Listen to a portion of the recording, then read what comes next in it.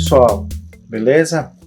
Meu nome é Paulo Ferro, aqui do canal Ferrorama TV, e hoje eu vou fazer um vídeo sobre o filme novo do Quentin Tarantino, Era Uma Vez em Hollywood. Eu fiz o unboxing dele, né, no último vídeo, e como eu falei naquele vídeo, eu ia assistir naquele mesmo dia à noite. E eu não vou fazer aqui uma análise, nem uma crítica do filme. Para isso já tem vários vídeos, né, que já fizeram análise, crítica, comentários sobre o filme.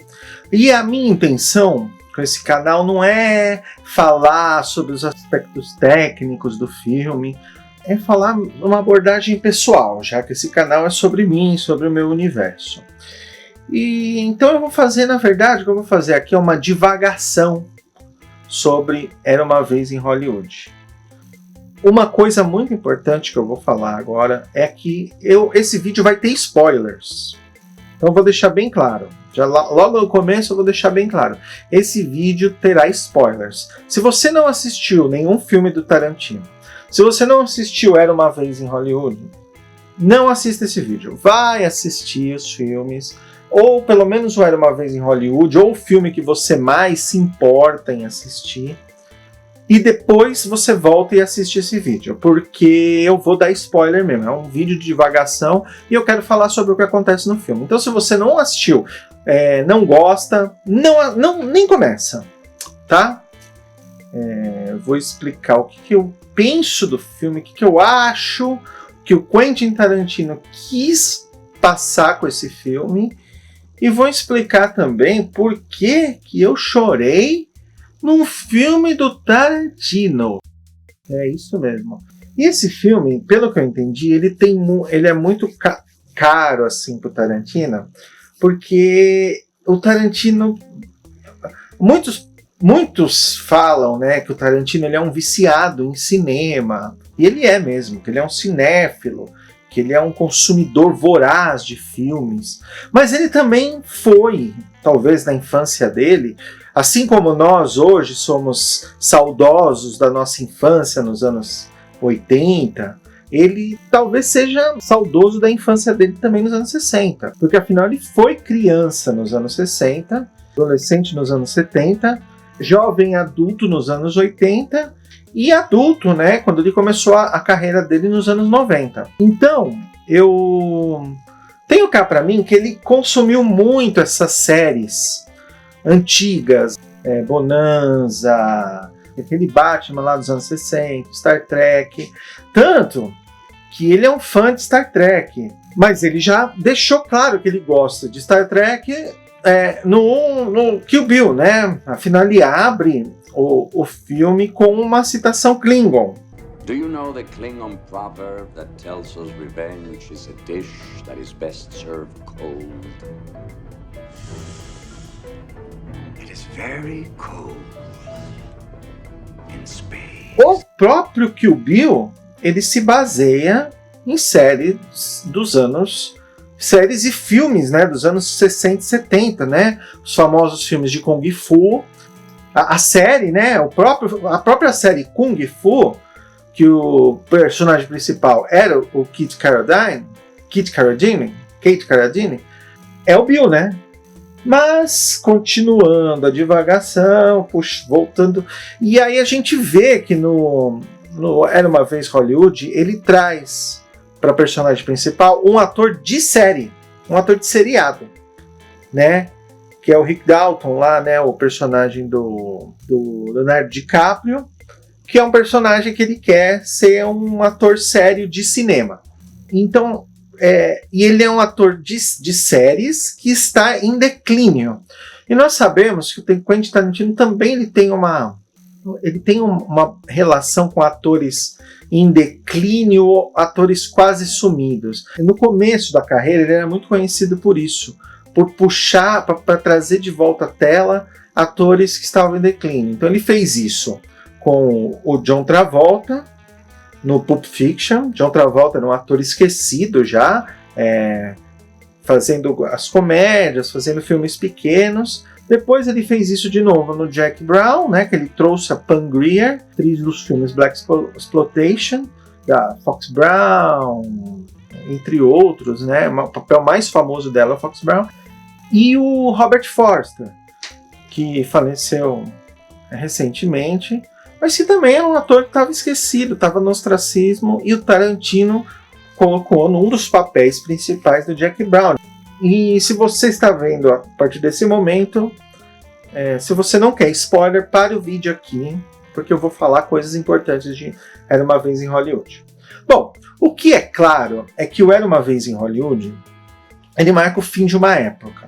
É uma época em que a contracultura estava em alta, e aí existe uma nova geração, né? O rock and roll invade Hollywood, as drogas invadem Hollywood, o pensamento livre, o amor livre, a quebra de paradigmas.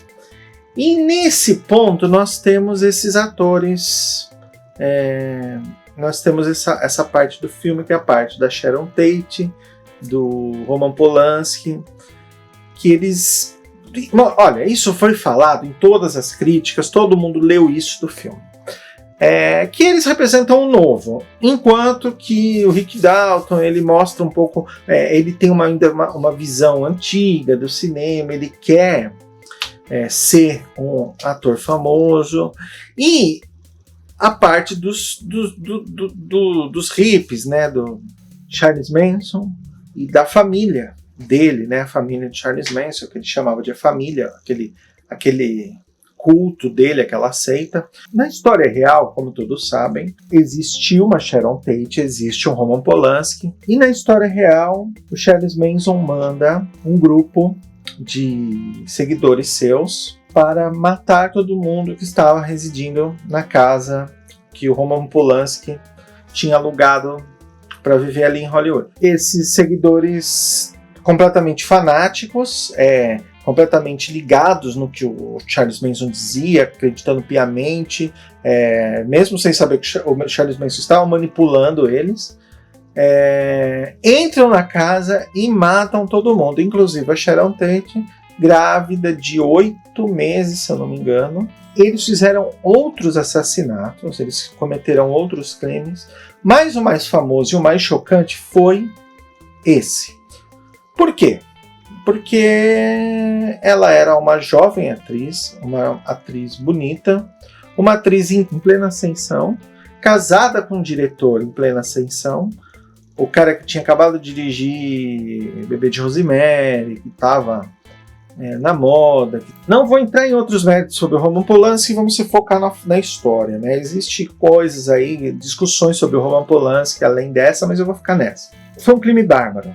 E eu, apesar de ter assistido Bastardos Inglórios e com isso aprendido que o Tarantino está pouco se fodendo para a história, eu ainda estava achando que ele ia fazer uma reconstituição do crime. Afinal, é violência, é chocante e é Tarantino. Porém, um pedaço de mim ainda estava imaginando que o Tarantino não ia fazer isso, que ele ia mudar a história. E foi isso que ele fez. Ele mudou a história. Mas por que ele mudou a história? Isso está errado. Não. O Tarantino não faz documentários.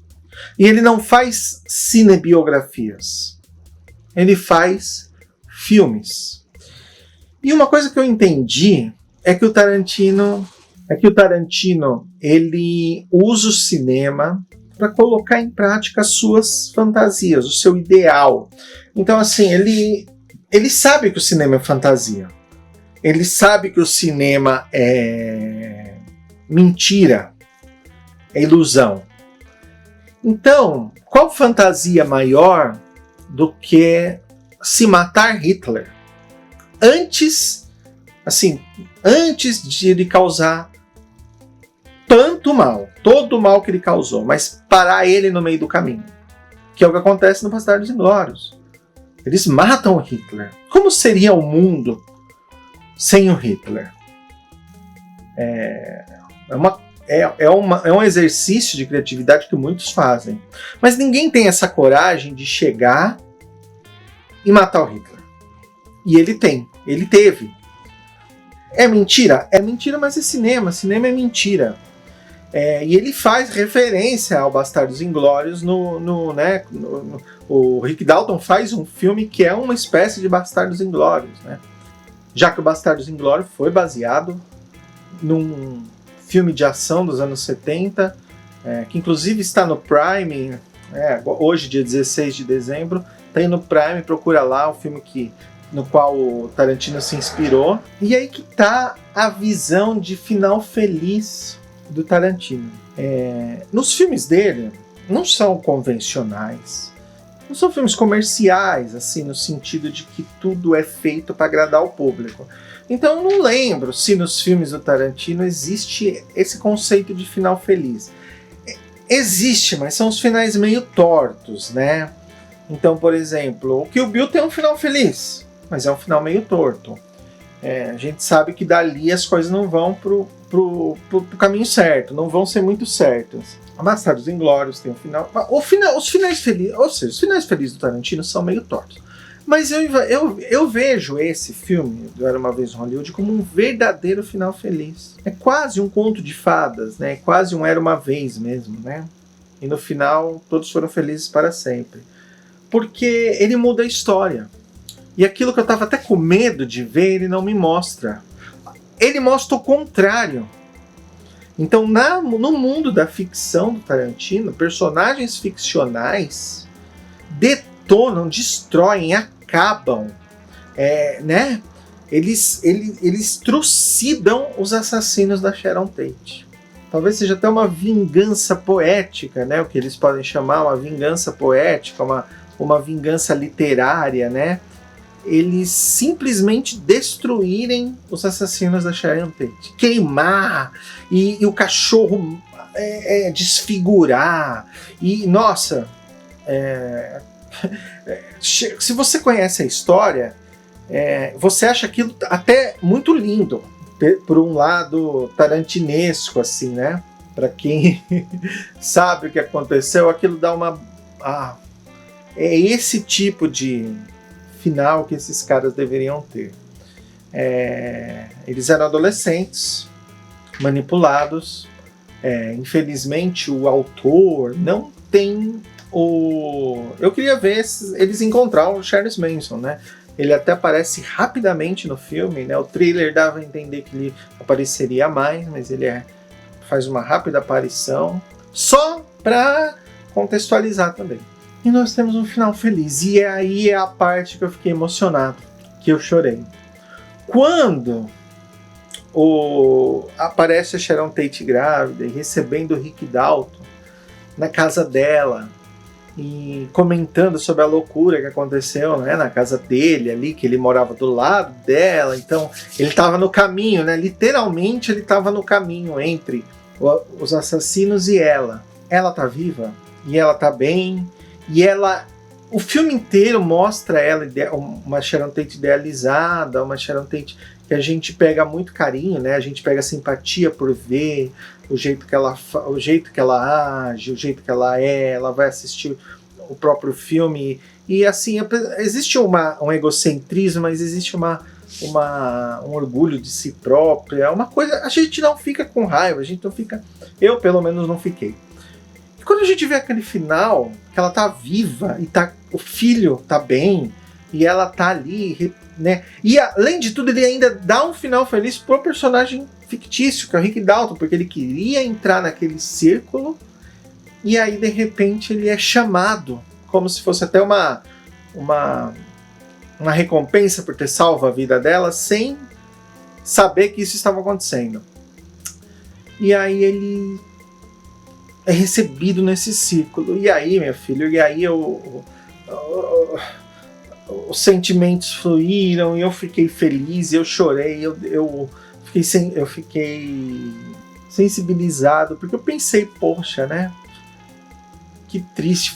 Não fiquei feliz pelo que aconteceu no filme, mas pelo que poderia ter acontecido na vida real. Então, assim, esse assassinato poderia não ter acontecido, ela poderia estar viva, a gente não sabe o que aconteceria. E o filho dela poderia estar vivo, ou outros filhos, né? Poderia ter mais filhos. E aí entra numa outra coisa que eu ouvi muito falar, que o Tarantino, ele só contratava filhos de celebridade. Porque, não sei se vocês sabem, mas o filme tem vários filhos de celebridades. Então tem a filha da Anne McDowell, né, a Margaret Qualley, que é aquela hippie, que é aquela membro da família que conhece o personagem do Brad Pitt. Tem a filha do Bruce Willis e da Demi Moore. Tem a filha do Ethan Hawke, né, que é a Maya Hawke, que fez o Stranger Things. Tem a filha do Kevin Smith. Ou seja, muita gente criticou o Tarantino por dar emprego para pessoas que não precisam. Mas se você seguir a lógica, será que talvez não fosse também uma ideia dele? Aonde estariam os filhos de Roman Polanski e Sharon Tate? Será que eles não seriam atores também? Será que eles não estariam num dos filmes do Tarantino? Então, dando papéis... A única... E outra coisa também, vamos ser justos. A única que tem um papel maior é a Margaret Qualley, que é a que tem também um talento um pouco maior.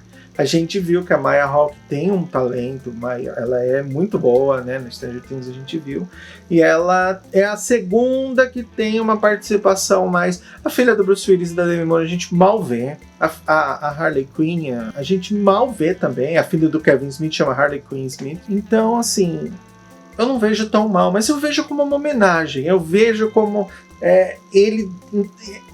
como se ele tivesse... contratando os filhos da Sharon Tate. Foi a visão que eu tive. Por isso que eu gostei tanto desse filme, porque ele me falou... Tem várias coisas, né, que tem dentro dele, mas eu fiz essa leitura do filme, e nessa leitura que eu fiz, eu acabei gostando muito do filme.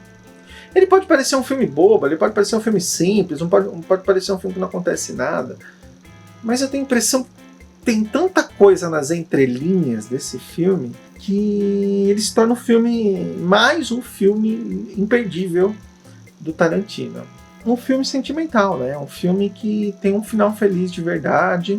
Quem gosta de cinema, quem conhece a história do cinema, mais do que a história do cinema, a história da humanidade, dos seres humanos por trás dos filmes. Então nós temos um ator, nós temos um dublê, temos diretores, cenografistas, figurinistas, todos têm um papel no filme, todos aparecem. Então tem um diretor que fala para a figurinista explica como ela quer o filme como ele quer o figurino baseado no tempo que eles estão vivendo. Então eu quero que ele use uma jaqueta meio hippie,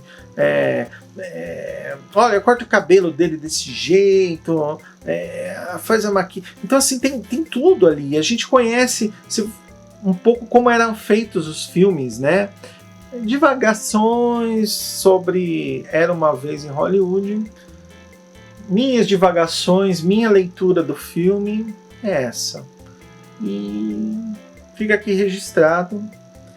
Espero que vocês tenham gostado. Esse é o primeiro vídeo em que eu apareço aqui no canal.